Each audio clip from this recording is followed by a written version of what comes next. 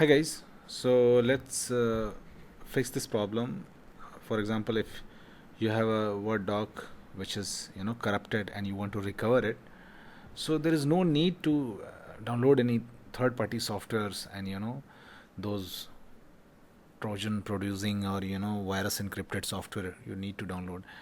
You can automatically recover and repair the Word file without using any third-party software. Let's see how.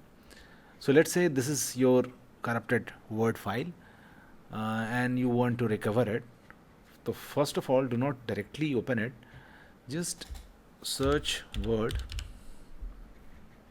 okay, in your computer, and now open and then browse the particular file.